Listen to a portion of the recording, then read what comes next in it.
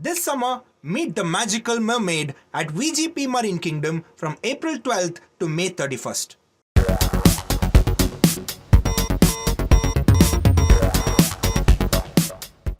Hello and a warm welcome to Federal's special program, Capital Beat. If you have recently followed Prime Minister Narendra Modi's interview, specially given to India Today, he very categorically said that wealth creators demand respect, not admonition.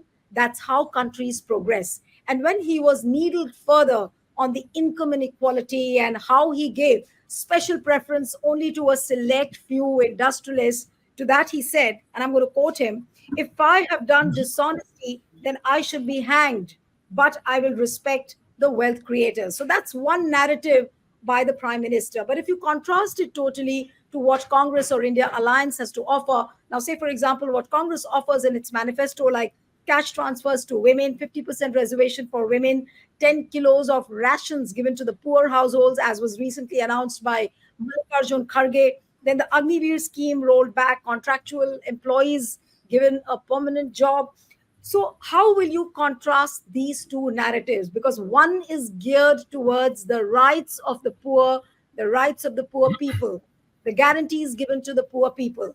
And on the other hand, what Prime Minister Narendra Modi says is a complete surrender, it seems, to the industrialists and the capitalists. So, how will one juxtapose these two narratives, and how much of it is really resonating on the ground?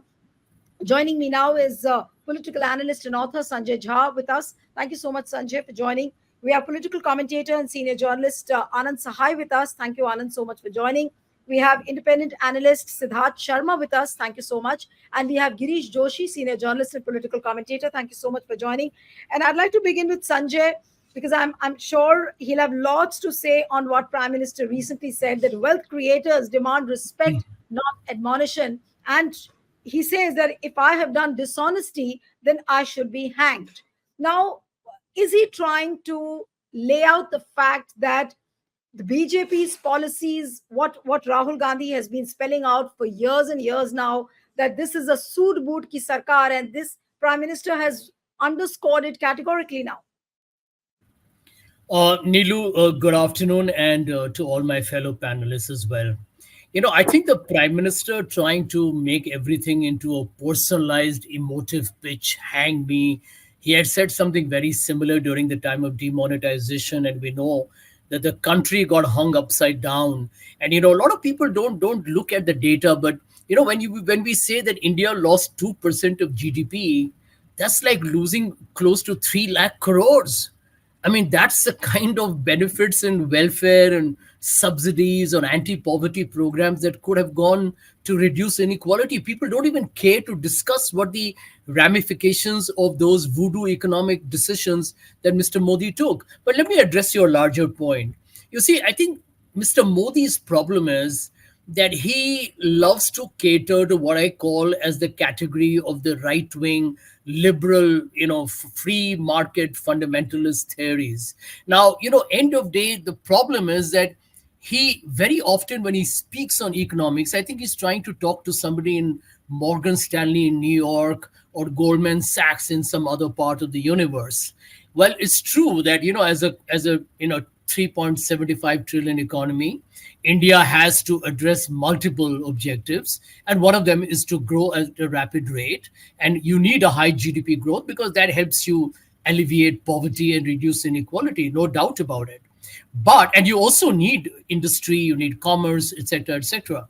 But the problem with Mr. Modi's extremely confused thinking is that every time he speaks on economics, he really sounds like somebody who's just been tutored by by some kind of a kindergarten thinker in the larger issues of what matters to a country that is still developing, emerging market and has got multiple challenges. To give you one example, Mr. Modi should know that trickle down economics hasn't worked. Frankly, it hasn't worked in practically all economies of the world. To expect growth to give you taxable revenues that you will then invest to remove poverty or reduce inequality has essentially proved to be, what I call as a non-performing liability. The second part is that for all his talk about wealth creators, Mr. Modi has to also recognize that farmers are also wealth creators. Why do we deem wealth creators to be only people with a plant and a machinery and with certain fixed assets, right? Farmers are creating wealth. There's MSMEs creating wealth. The self-employed people are creating wealth. Everyone in this country who's productive, and in fact, even those who are not productive because of age or whatever, they are contributing indirectly in some way to wealth creation. So I think to assume that it's only big business is wealth creation is totally a flawed thinking. And therefore, to come to the point that you have raised, which is that India has a serious inequality problem. I mean, it's not just about 1% holding 40% of wealth, is 1% are holding 22% of its income. If you look at GST today, GST today is being largely paid off by the poor, the middle class, the neo middle class, or whatever. And GST, the government celebrates as we collected 2 lakh crores. You should be focusing on collecting direct taxes. India is seeing a situation today, Neelu, where the personal income tax collected is higher than the corporate taxes. Clearly, there is something wrong. And I'll give you one last example because they're very eminent people and I would love to hear them. In 2019, Mr. Modi's government gave a tax write-off to the corporate sector of approximately 1,50,000 crores, which means in the last 5 years, you have foregone earnings of 7,50,000 crores, and that was given on the premise that jobs will be created and private capital investment will happen. Neither of the two has actually worked out. So, we can go on and on, but the truth is that today, if the Congress party's campaign for women, for youth, urban relief for the unemployed, etc., is beginning to catch fancy, it's largely because I think a large part of India today remains poor. A large part of India is struggling. One sickness, one medical emergency, and people will go down the poverty line. That's all I'll say for the moment. Right. Let me come to Anand now. Anand, recently in the interviews which Prime Minister has given, it's very clear that he doesn't want to address the income inequality issue. And that is exactly what Rahul Gandhi and India Alliance leaders have been harping upon in their rallies, in their speeches, in their manifestos, and how they will address these problems. Now, why do you think that Prime Minister so unabashedly is defending these wealth creators? And he was specifically asked these questions that, why are you giving special treatment to a select few industrialists? To that, he said that if I've done dishonesty, then I should be hanged. Now, why doesn't he want to address this income inequality issue? Does he think that, the country will progress only if these capitalists or industrialists will flourish? Well, he obviously doesn't think so. And that's why he's scared as hell to come and talk about these things at election rallies. He does it in private little meetings on, friendly television stations. Unfortunately, you are not one of those. Otherwise, you may have had the opportunity to. And he, I think Mr. Sanjay Jha has addressed the issue with remarkable clarity a minute ago. But I was up and down, Awadh and eastern parts of Uttar Pradesh. I've just come back from Benares late last night. And you should hear people in his own constituency.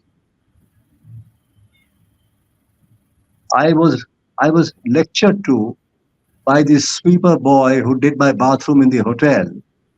And what a splendid performance it was. An 8 or 10 minute vyakya of political economy in the country. And it came from wealth creators. Farmers are wealth creators, so are the farm workers. Wealth creators are not necessarily those who deal in stocks and shares and wear, a jacket and tie. So the whole definition of wealth creator is misplaced, as it has been in a very large number of autocracies and dictatorships across the southern hemisphere, especially in Africa and South America, and in certain other parts of Asia. And these have ended up politically because such models were so outstandingly disastrous on any decent scale of political economy. They have produced coup after coup. What else was Pakistan? 47 onward. So if Mr. Modi wants to go that way, good luck to him, but India is not going with him. And by India, I mean not the alliance. And I fear the degree of ignominy with which it looks like this boundary is going to be thrown out. If UP is any indicator, and if there's no jiggery pokery with the voting machines and the counting process, you know what's happening. It's happening in Maharashtra also. I think Sanjay, somebody mentioned Pune, that people are being held in voting queues for 3 hours, 4 hours, 5 hours, so that they get fed up and go back home. And this happens when the poorer sections of society draw up to vote, and certain religious communities. So today, this gentleman is assured of no support from, even if you look at the Varnashram system, our ancient Hindu Varnashram system, the uppermost sections on which he relies. Banaras tells me, forgive me, Varanasi tells me that many bhakts plan to go and vote Nota because they cannot bring themselves to vote either the Congress party or the Samajwadi party or parties of that nature. Which means people are voting with their feet.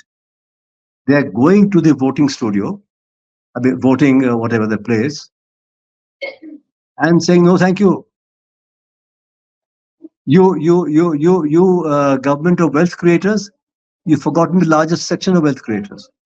So, well, let me stop there. I'm saying that what's happening on the ground does not tally with the very dainty. Sanjay, कुछ नहीं बोलना है. The very dainty model, dainty, obscure, and foolishly irrelevant model of wealth creation and their pampering, which is being presented.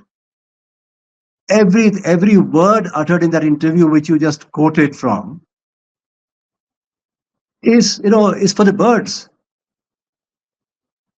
Even the Mainas and Totas will not take it seriously. It's that bad. This whole big pitch is we are number 3, whatever GDP-wise economy in the world. To break it down to per capita income, you're number 56, or God knows, number 102. I mean, from the bottom, you are first 8 or 10. That's the state of your country. Have we progressed? And he's inviting the people to hang him. They might just do that. I hope they are only political and decent about it, and do not take any, other further undesirable steps. But it's going to be a mess, and this is going to be a mess. The economy will be a mess, even if by through the magic of manipulation, the incumbent returns to power. I'm not ruling that out. What I see with my eyes and hear with my ears on the ground in large swathes of India's largest and significant and electorally most significant state. If 1/2 of that holds, then the gentleman will go back to that little bin of history, which is rightfully his place. Right. But right. even if he doesn't, he will leave the country so poor. I mean, I'd like to know, Sanjay, etc., are regularly keeping track of these things, what the net value additions are, relative to various parameters now in relation to, I'm going on the technical side, what they were, 3 years earlier, 5 years earlier, 10 years earlier, and so on. I know our data is entirely fudged. The man who dared to speak out, not speak out, poor chap, didn't speak out. He, in all honesty, gave the correct figures. The head of the statistics organization, he was sent packing, and the whole thing is revamped. Today, our data is as suspect as Chinese data used to be. So, I mean, let's have a sense of proportion. I don't even know why we why our channels permit such interviews to be aired. You know, I know it was said that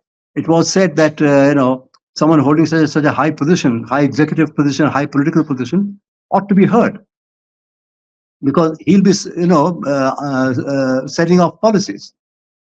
But what policies have we seen? We have seen in the last 10 years repetition of failed policies and no innovation whatsoever. Besides, of course, all this old 19th century Japan style, Korea style, cronyism, in the garb of capitalism. You know, Right. this is the worst aspects of neoliberal economics, neoclassical economics, which we were all taught by very respectable teachers. It's all gone in the dustbin. Right. All Yeah, right. So now, I'll if stop there. yeah, but Siddharth, I'll come to you now. If you contrast all this narrative, which is, I think, willfully, being adopted by the BJP government, it has been willfully adopted by the BJP government for the last 10 years. And now he's re emphasizing it in his interviews with no remorse, no regret, and such a strong support of what he has done, how he has given special treatment to few industrialists. But if you contrast this with the right based approach of Congress and the India alliance partners, what they're talking about, the 10 kg rations, then, all the schemes like Agniveer will be rolled back, then a 50% reservation to women in government jobs, cash transfers to women, the Mahalakshmi Yojana, which is implemented by the Karnataka government, which was started last year. So, how would you contrast the two, and how much of this is really making a difference on the ground? Are the people buying the narrative of Prime Minister Narendra Modi when he talks about the industrialists like this, or would they go in for what Congress is offering to them? Well, Neelu, we have to understand that India, uh, there is a section of people. There are around more than 25% of the people who subscribe to the BJP's very unique economic policy. When I say unique, it is unique because fundamentally it is flawed, uh, but it is very popular amongst the people because it has certain it doesn't have a logic, but it does have some kind of magnetism to it. What is it? And when the prime minister, as you mentioned, in the India Today program, if he said that he supports these kind of wealth creation and mujhe phansi laga do, etc., we have to understand that this is also a Mia Kalpa moment for the Prime Minister to have openly said that. On one hand, if the Prime Minister is saying that he is giving away 80 crore people free rations, then how can at the same time it's contradictory of him to say that he supports wealth creation? Uh, what is the genesis for this? We have to understand if a Prime Minister of a nation speaks in, because when Sanjay was saying about a few things, the fundamentals being wrong. Why are the fundamentals of the BJP's economic policy or the economic thinking of BJP? Why is it wrong? It is wrong because BJP, as we all know, is an organization-heavy party. It's a very heavy, organizationally very heavy, and organization building invariably depends upon kinship or cronyism or nepotism. You can only build an organization when you support your own people to the hilt. That is how an organization is built, and BJP is very strong in it. But conversely, if you see how a society is built on justice. It is not built on kinship or cronyism. A society has to be built on the basis of justice.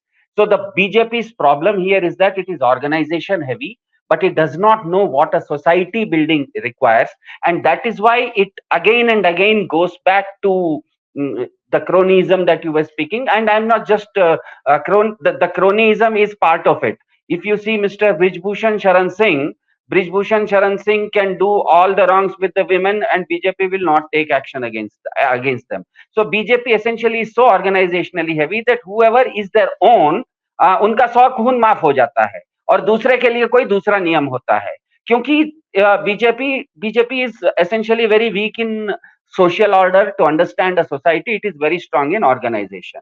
Now, wealth creation. I think I'm not a nobody can. I will not like to brand myself as anything, But as far as I understand, capitalism basically means a free market and free competition. Now, on one hand, in India, in the past 10 years, more than 15 lakh rupees worth of bad money from of friends of bank defaulters have been written off. A very interesting data is that in the last 1 year only, in 2023, 35,000 startups in India collapsed. That is a 73% drop since last year. That is compared to 2022. 73% more startups fell down. They started off, but they wound up. What does it say? That the BJP's economic policy is so tilted towards cronyism that it does not promote free market, because a startup is basically a free market. A startup can be a farmer also, a startup can be an IT company also, a farmer trying to come up with a new crop, or coming up with a new kind of agricultural ideas for his own field is also an entrepreneur. And an IT guy in Bangalore or Hyderabad or Chennai is also an entrepreneur. But basically all the entrepreneurs are packing up. 73% down, 35,000 startups closed. That again shows that BJP's policies favor only a few, and it does not promote free market or free things. So what essentially, to give you an analogy, if tomorrow morning I wake up and I find that my right hand is 10 times stronger than my left hand, it is nothing to be celebrating. I will run to the doctor. That is what this economy, the BJP's policy has made. It's like you do a survey of where Mr. Ambani lives in Delhi.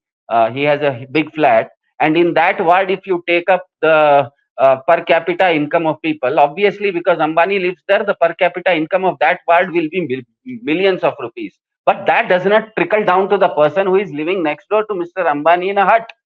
So BJP is essentially saying that on the whole, India, basically BJP has to understand India does not have a GDP problem. It has an incomes problem. It does not have a money. It does not have a wealth problem. It definitely has a equality problem. It has incomes problem. The people's incomes have come down, while income of few people have gone up. So I think the reason for this, the basic reason is that for people, for a voter, he sees a government as a service provider. Just like when I have my telephone data finished and I go to I go over the internet and recharge my telephone. Basically, I am paying for the data, so I'm expecting service from the service provider. So basically, people of India see governments as service providers, but for BJP sees power as a right to punishment. It sees India as a very unruly classroom, and the power has been given to that teacher, and unko ab chhadi maar ke sab kuch theek karna hai. It has forgotten that the teacher's first job is to ensure that the people of the students, the 30-40 students in its class, their knowledge level increases. In its mind, it says India as a classroom, and its only job is to discipline people. So I think that effectively has made not just Karnataka. I'll come to the political aspect of it. For Karnataka, in Karnataka, nearly 3.5 crore women have been getting free bus rides in the last 1 year after Siddaramaiah came. So in Karnataka, BJP has become suddenly very weak. For example, in Delhi, the Aam Aadmi Party's model of freebies on many basic issues is also running against the BJP. In Tamil Nadu, the same thing. We know Tamil Nadu and Kerala, they have for very long been very citizen friendly governments, and they have been giving citizens a lot of services. And in these places where the citizens are given a lot of services, BJP is essentially very weak, because people see through that chasm is very clear for people to see. Ki BJP, when I go to a BJP narrative, it says that your right hand is very strong. But when I see my own state, for example, if I'm from Karnataka or Tamil Nadu, I see that I as an individual, I as a voter, is getting more service. So I think that is how India is voting this time. Although Mr. Modi has not got a unique, just like Mr. Modi is on the BJP side, there is no one person on the India side. There are multiple people. It's like an elephant with elephant being swarmed by bees. So bee swarming an elephant, we know what happens. Elephants invariably lose when the bees swarm an elephant. And I think that is what is happening in Karnataka. People are voting on different issues. In Uttar Pradesh, people are voting on different issues. In Tamil Nadu, people are voting on different issues. In Delhi, people are voting on different issues. And these issues essentially boil down to the economy, that in the last 10 years, BJP has not provided them the service that was expected. And I'll end with a very small comparison. Two very big corporates of India. One is Bajaj and another is Asian Paints. Both of them are household names. Both of them, the CEOs of both companies are on record saying that this economic policy of Modi Sarkar, they are even unable to comprehend. They are asking questions about the GDP. They are asking questions. Mr. Bajaj is asking about the rate of GST on a two-wheeler, because two-wheelers are used by common men. So the rate of GST on a two-wheeler, if the rate of GST on a Mercedes Benz is also the same, how come it is good economics? A Mercedes, a two-wheeler, a person who is going to buy a two-wheeler, it's not a luxury for him. It is a necessity for him. Whereas if you buy a Mercedes Benz, it becomes your luxury. So if you make both of them in the same bracket of 28% GST, obviously people like Bajaj, who are old and well-known names of India, corporate houses, they are going to ask questions. Asian Paints is asking the question on GDP, saying that usually what happens is that the paint in India, the paint market is nearly 1.5% always ahead of the GDP. The net GDP numbers, the paint sales are nearly 1.5 times more. This time, right now, it is 3 times less. So Asian Paints is asking, how come the GDP is rising, but my market is not increasing? So I think I've made my point. I think I've made my point. Yeah, but Girish, now I would really want to know from you, the obviously the narrative is very, very clear what Prime Minister wants, how he wants to propel the country's economy and how he wants to go ahead with his big plans with few select industrialists. But how is it panning out on the ground when you contrast this with what Congress and India Alliance has to offer? And those offers are very clear in the manifestos, what RJD has been speaking about, what Congress has been speaking about. And is this income inequality visible on the ground? Are there takers for it? Say, for example, the SC/STs, the OBCs, the tribals. Now, for them, is this income inequality a big issue on the basis of which they will vote out BJP? Is that very visible on the ground? Yes, Neelu, obviously. As you rightly said, that people all over India don't think on a very common ground. Let me begin with the story, because I know Modi is working since last 25 years, where he did in Gujarat. That same Gujarat model, if you talk about, I'll just begin with a small story that a soldier had lost both his legs. The optimistic doctor comes and tells him, I have a good news and a bad news for you. So he said, okay, the first bad news is you lost both your legs. And the good news is that your costly shoes, somebody is ready to buy. So this is the theory. We went to China, first time, he gets inculcated by what visits he does. He brought in screw technology. Semi-knockdown articles were to be brought, and most of the Gujarati traders who visited with him to China immediately grabbed that opportunity. So a lot of things came in. They were just, put in India, and they were earning because the traders got good profit from that. But what happened to that? The SMEs and small industries got vanished. Then he goes to Japan, he brings bullet train. He goes to USA, takes his friends and tells them, okay, now you can make arms. He creates a very big picture. And the worst part that he did is, I'll tell you, out of about 142 schemes within last 10 years that he declared, 23 were already with Congress. He only had an plastic surgery on that and he changed the names and all. First thing what he did is Viksit Bharat Sankalp Yatra. 1,500 vehicles, special vehicles with GPS and drone facilities were supposed to be sent to them, and they were to be, helping actually the downtrodden and the people who are not educated. Ultimately, what happened? It becomes Modi van. It becomes Modi ki guarantee van, and they start propagating through that. So whatever he does, his intentions are never very clear in the beginning.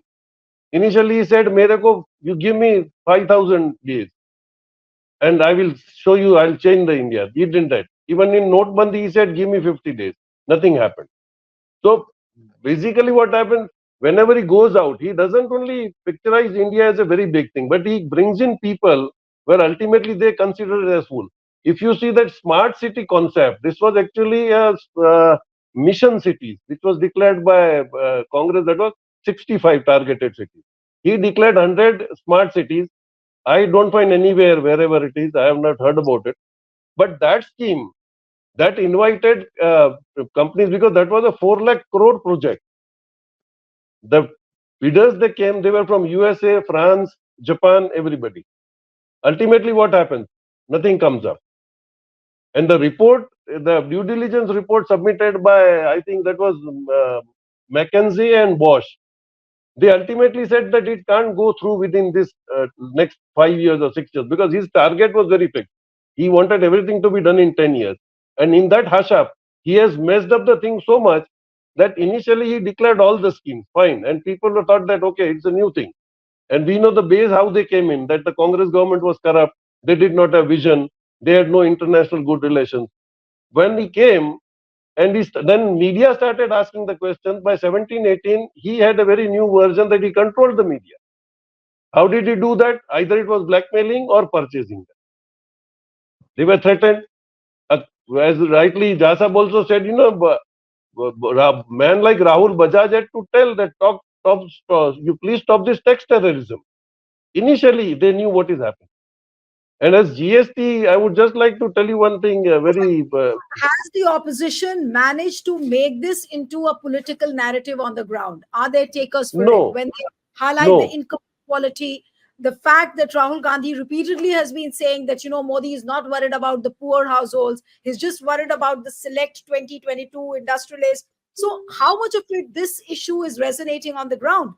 When you contrast this with what Modi says in his interviews about these industrialists, the way he's defending, and then you contrast it with the manifesto of the India Alliance of the various parties. Nilu, minus the EC's manipulation. This time BJP has been taken over by the people. It's not the opposition. Opposition is just carrying on with the boosting, but people have now realized on the ground nothing has been delivered. Where is the Awas Yojana? Where is the Nal Se Jal Yojana? So that is what they are feeling the heat about. And the disparity, you see, the Rajasthan people to win, you give them cylinders for 400 rupees. Adjoining state of Gujarat is paying 1100 rupees. So these all things have now percolated, and this time people are taking head-on BJP. So we don't need any propaganda by opposition or Indian Alliance group. People are realizing they can only boost that. Yeah. But even then, we are not talking. Yeah, Anand, you wanted to make a point, I think. Yes. Yes, very quickly to add to what's been said by Joshi ji. Somehow erroneously, in my view, it's been said by many observers that the election has been taken over by local issues, regional issues, While that's not entirely untrue that those issues have come up in certain areas, but I think this is one election where important issues of national relevance have come onto the discussion agenda by not the debating clubs of the rich, but in the chopals of the poor. Yes. This is what I found to be 110% correct in Uttar Pradesh. I have not visited any other state. And that is the most salient state electorally. So when you raise issues of unemployment, high prices, the deepest inequality in decades which India is going through, and at the level of politics, the political imagination, the political conception on which the post-47 India is structured, the constitution, to preserve the constitution, that the poor are talking about Samvidhan ki suraksha. The ladies and gentlemen, writing editorials in New Delhi, a job which was my lot for many, many years. Now, they are happily unaware of this, and they are paid to remain unaware. But what's happening on the ground is a whole different story. And therefore, the last election, which had a nationwide so-called agenda point, the infamous Gujarat model, which never existed to begin with. But thanks to people like yourselves and like myself, it was spread across, the Right, charo lok. अब जो है वो नहीं चलता. अब right. तो लोग हिसाब मांग रहे हैं, Hmm. है ना? वो जो पाकिस्तान में एक ब्यूरो है, अकाउंटेबिलिटी ब्यूरो, उसमें सबको वहां हाजिर होना पड़ता है eventually, specially after they lose power. Hmm. My great worry is So the that we may accountability be, bureau has also got activated some way. well, so I'm a little bit worried for those, who thought that accountability was none of their business, you know. Right. So I think we should not for a minute overlook the fact that the most pertinent questions are being raised by the poorest in this country since 1947. Such Right. a such a such a such a kind of a social parallelogram of forces has never come about in India in the last 75 years. I've been doing this. I've been in this nonsensical business for the last 50 years, and I can assure you, this is new to my experience. Sanjay was also raising his hand. Yes, Sanjay.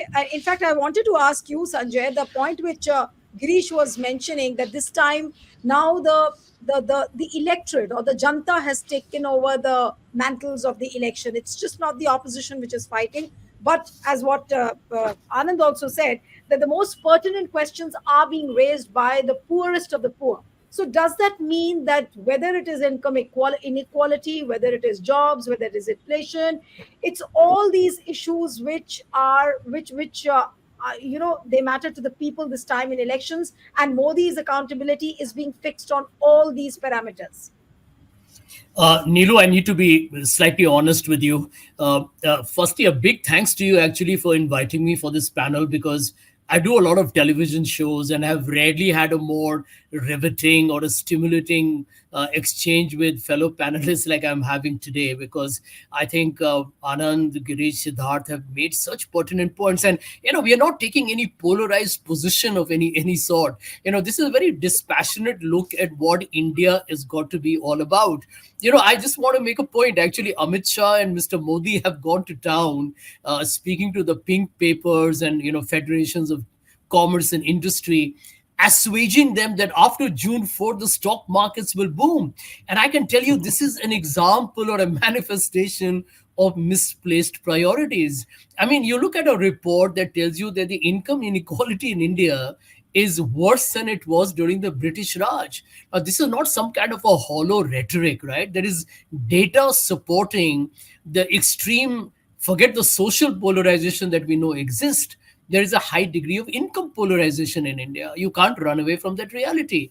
Now, Mr. Modi's got this very strange, very peculiar thinking, where he believes that this country of 140 odd crore people needs to have national champions. He's borrowing, as I think Anand mentioned, the Korean model, where you create favorites, the first among equals. You give them greater access to government and public assets, and then you tell them, even if the growth is going to be disproportionate and you're going to get the bigger share of the pie, I'm okay with that, as long as I can go and tell the world I got higher GDP. But that's not the only measurement of your growth. I mean, Mr. Modi's forgotten that the fundamentals of a country, Nilu, are driven by your investment in education and health, because these are two parameters that indicate the health of your future generations. I mean, any politician today should be talking about climate change. Nobody's even bothered about it. So here is the truth. The truth is that when you ignore the rise of an Adani, and I think, Adani is a great example of the way crony capitalism can actually become the bane of a country's growth. Because end of day, let's keep one thing in mind, that when we talk of cronyism, a lot of people believe, but Adani grew. I live in Mumbai. I meet people who tell me, but so what? Adani's created jobs. What they don't realize is the hidden cost of nepotism and favoritism, because it denies people who had an access to creating another entrepreneurial alternative an opportunity to grow, which is why the startups have dried up. And a lot of companies in India are struggling and nobody's making private capital investment. So here is the bottom line, that when Mr. Modi mocks critiques who talk about, dear Mr. Modi, take a pause, look at inequality, look at empowering the young of this country, look at creating an environment for jobs, he starts calling you an urban Naxal. So any thinking that talks about welfare or distribution of wealth, I mean, look at how Sam Pitroda, who's a dear friend, I mean, he was harassed because he talked about an inheritance tax, which, by the way, Thomas Piketty or any well-meaning economist will say is a measure of creating a more balanced distribution of development. I mean, he was made out to be a villain. And suddenly, if anybody uttered the word inheritance, you were like dead fish. So I think we have reached a point, Neelu, today where there is no conversation. And I believe that that is the bane of India's future growth.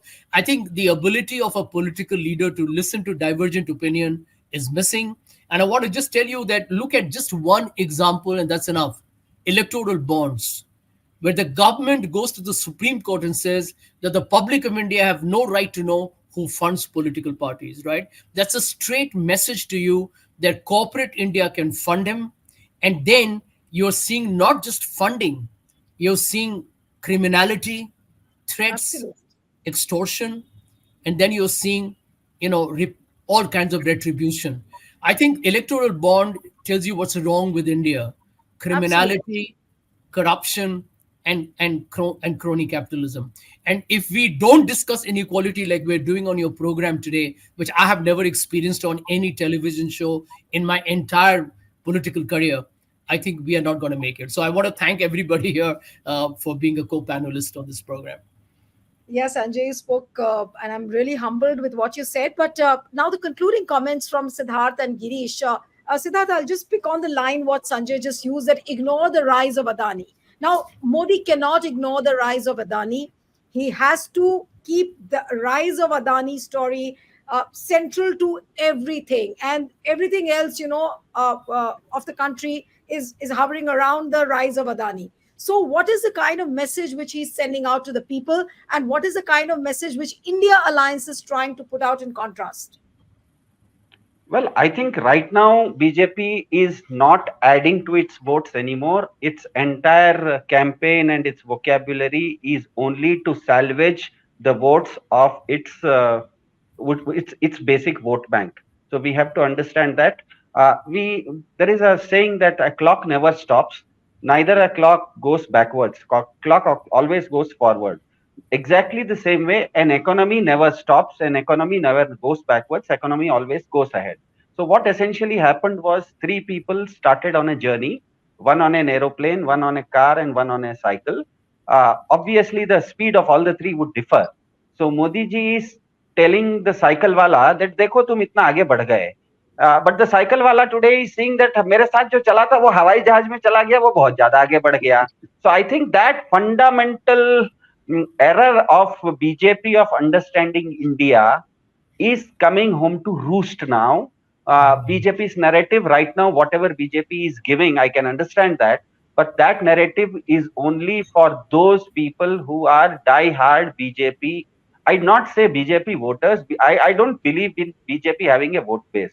BJP has a fan base. Just like people support RCB or Chennai Super Kings, irrespective of whether we lose or win, it's just because we like supporting a sports team. So BJP's vote base is basically BJP doesn't have a vote base, it has a fan base, and right now it is catering to its own fan base. It is not adding to any of its votes. It is just trying to salvage the downfall that it is having. I think I've made my point. Okay, Girish, concluding comments from you on this debate which we've had. So, Nilu, concluding, we can just keep a message that, many experts have said that the agencies that we have, they are based on like CBI and RO and these people, they are by executive order. They are not statutory body. Now, only statutory body that you have in is the Supreme Court, and you can see what is the actions happening. So, unless the agencies are autonomous and they are able to decide, we are never safe in any government. How can you assure that after 50 years again some BJP will come up? So, we really need to free our agencies to see that the citizens are free and they can have their right. They can do and call for. If just an example for Notebandi, as Jasab said, it reminded me, Urjit Patel only refused telling that the bonds cannot be made by anybody except Reserve Bank. The act was changed and Urjit Patel was out and SBI was qualified for making the bond. So if that level of atrocity is going on, which executive will really like to work, or even if he has got a national spirit, he will have to surrender or go home. So we really need some drastic changes, which if really they are going to assure the India government, if they come, they should assure. So, well, it's very clear Modi's guarantee for the select industrialists is the India Alliance's guarantees for the poor. That is what the basic narrative looks like for the 2024 elections. So, we'll have to wait and watch what happens on 4th June. Two phases are left. One is on 25th and the other one is on 1st June. So we'll have to wait and watch. Thank you so much, Sanjay Jha, Anand Sahai, Girish. Thank you so much for joining. And one appeal to the viewers who are watching this discussion, subscribe to our channel, send us a feedback, and stay tuned to The Federal. Thank you.